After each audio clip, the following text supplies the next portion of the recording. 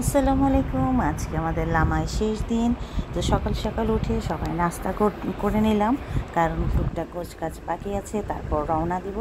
এই তো আমার বেআইন সব মাংস টাংসগুলো রেডি করছিল, তারপর সবাই রেডি হয়ে গেল আর আমরাও বের হলাম আল্লাহর নাম নিয়ে। তো ওখানে যেহেতু পাহাড়ি রাস্তা, তো সেখানকার যে যানবাহন সেগুলোতেই যেতে হয়। তো ওখানে আমরা যেটাতে যাব সেটাকে শর্ট বডি বলে, একটা রিজার্ভ করা হলো। আমরা ছিলাম, তারপর আমার বেআইন ছিল, আমার মেয়ের ননদ ছিল, ওরা ঢাকা চলে যাবে। আর আমরা আলহামদুলিল্লাহ খুব ভালো 2টা দিন কাটালাম আমরা লামাতে। তো সবার কাছ থেকে বিদায় নিচ্ছিলাম, ওনারা যারা আছেন বিদায় দিচ্ছিলেন, পিচ্চিকে সবাই আদর করে দিচ্ছিলেন। আর একটা জিনিস যেটা ছিল সেটা হচ্ছে প্রচুর গরম ছিল লামায়, এত গরম, সবাই প্রায় পেরেশান অবস্থা ছিল, কিন্তু তারপরেও আমরা খুব এনজয় করেছি এত গরমের মধ্যেও। আর কি বলবো, আসলে যাওয়া হয় না তো অনেক দিন পরই। তো হচ্ছে মগদের বাজার, ওখানে সপ্তাহে 2 দিন বসে। তো আমরা যেতে যেতে দেখছিলাম সব উপজাতিরা, মানে যারা মগ, তারা সব জিনিসপত্র নিয়ে আসে। আমরা গাড়িতে যেতে যেতে সেই প্রাকৃতিক যে ন্যাচারাল ভিউটা সেগুলো একটু এনজয় করে নিচ্ছিলাম, কারণ আবার কবে আল্লাহ তৌফিকে দিবেন যাওয়া হবে। যাই হোক, খুব ভালো একটা সময় গিয়েছে। এই তো আমরা চকরিয়াতে পৌঁছে গেলাম।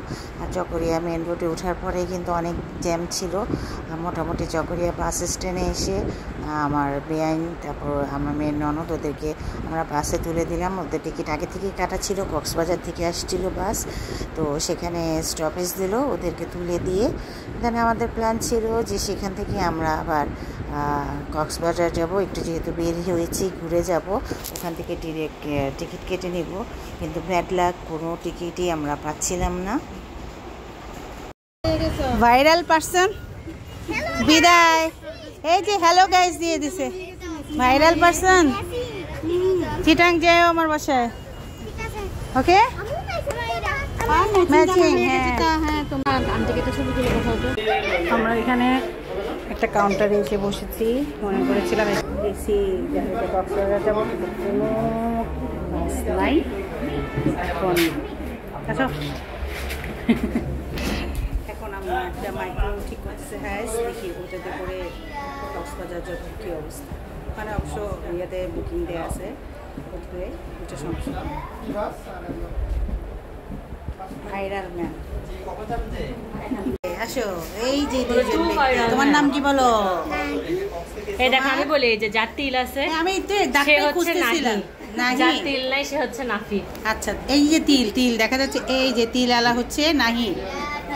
ওদের আরেকটা ফাইনাল কথা শুনবা, এক বন্ধু মানে ওকে ভেবে আরেকজনকে মারতে মানে একজনের মায়ের আরেকজন খাইছে। মাইরটা কে খাইছে? কার মায়ের কে খাইছে বলো তো?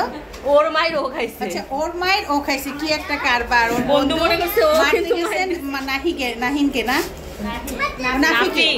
আচ্ছা, আমি তুলতে পেরেছি। নাফির মাইরটা কে খেয়ে ফেলছে? নাহি না? আরে হ্যাঁ বুঝকু, আমাদের বেবিটা গরমে উনি ভর্তা হয়ে যাচ্ছে, একটু গরম সহ্য করতে পারে না। এই যে বাবা নান্নান শুনু, এই একটু ঘুমাইতে ফ্রেশ লাগছে। দেখো ফুপি কি সাজছে, আমারে দেখো তুমি ফুপি কি সাজছে দেখো। হ্যাঁ এই যে কি সাজলো। অনেকক্ষণ কাউন্টারে বসেছিলাম, এখন একটা মাইক্রো ঠিক করা হয়েছে, সেটাতে আল্লাহর রহমতে যাব। এই তো আসলে আমরা ভাবছিলাম বাসে যাব, যার কারণে একবার লামা থেকে মাইক্রোটা ঠিক করি নাই। প্রথমে প্ল্যানিং ছিল ওরকমই যে লামা থেকে গাড়ি ঠিক করে নিয়ে একবারে আমার গাড়িদেরকে বাসে তুলে দিয়ে আমার ঢাকা চলে গেল, আমরা কক্সবাজার যাবো। কিন্তু ডিসিশনটা ভুল হয়েছে। এটা এখন পেরেশান হয়ে গেছে, আমরা ফ্যান ধরে আছি মুখের সামনে, বাতাস গরমে শেষ হয়ে যাচ্ছে। বুজুম করতে বললো সামনে,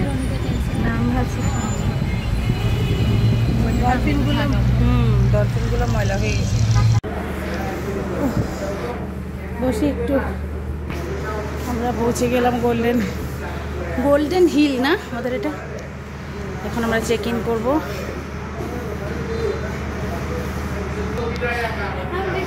সোনাটা একটু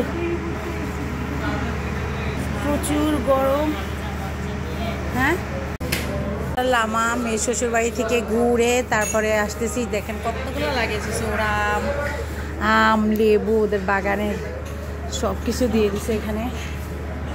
এই এত লাগেজ নিয়ে মানুষ বেড়াইতে আসে, বেড়ানি লাগেজ তো থাকে অল্প। আমরা 400 কত? আপুজি রুম নাম্বার কত?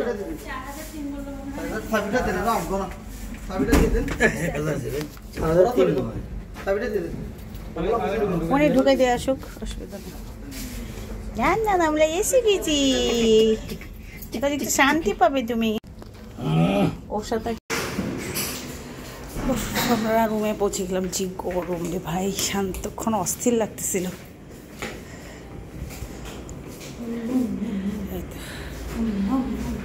এই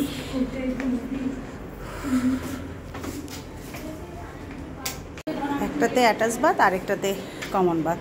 শুনে বোনো একটু ঠান্ডা পেয়ে কি খুশি, এতক্ষণ গরমে দাদা বাড়ি মজা করেছে কিন্তু গালের মধ্যে ফুসকা উঠে গেছে ওর গরমে। বাপরে বাপ, একটু গরম সহ্য করতে পারে না শোনো বোনটা। এই বালিশ কে ফেলতেছে, হাই হাই হাই হাই, বালিশ কে ফেলতেছে শোনোটা, কি আরাম পাচ্ছে এখন।